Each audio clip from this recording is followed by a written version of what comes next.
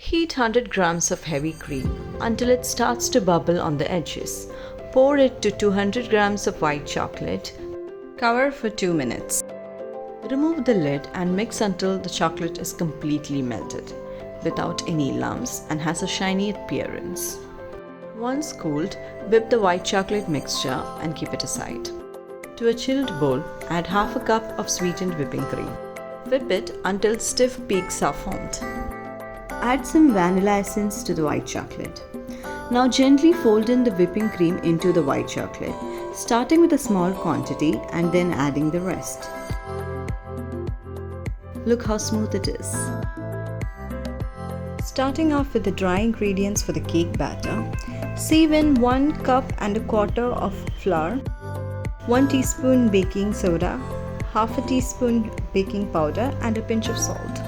Also add 1 or 2 tablespoons of cocoa powder as well. Sieve in together and give it a good whisk. Set aside. And in another bowl, add 1 cup of powdered sugar, followed by half a cup of vegetable oil. Mix it together and add 1 whole egg.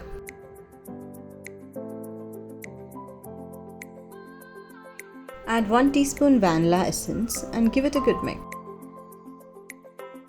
To this, add 1/3 of the dry mixture, followed by 3/4 of a cup of buttermilk.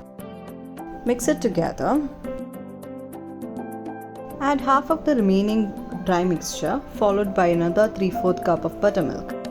Once that is well combined, add the remaining dry mixture as well.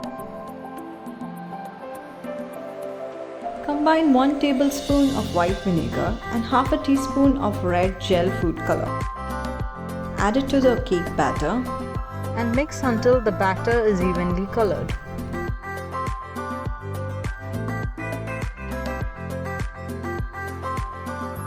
Equally divide the batter into 2 6-inch cake molds, both lined with parchment paper and dusted with flour.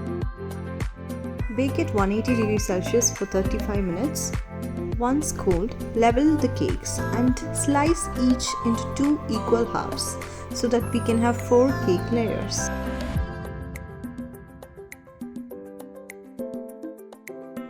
On a cake board, add a small amount of the icing and place the first cake layer. Add a good amount of the white chocolate icing on top of it and place the second layer of cake. In this middle layer, I'm using cream cheese frosting. Also add some choco chips for an extra crunch. Then place a third layer followed by the white chocolate frosting. Level it very well and then place the fourth and final layer. Give the cake a good crumb coat and refrigerate for 15 minutes.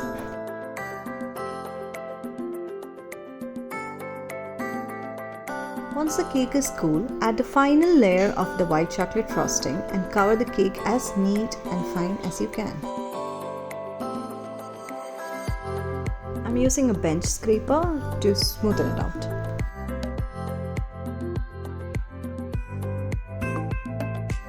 Add a small quantity of red food color to white chocolate ganache to make the drips. Carefully pour the ganache over the sides of the cake to create beautiful drip. I'm piping a layer of white chocolate ganache over the edges of the cake.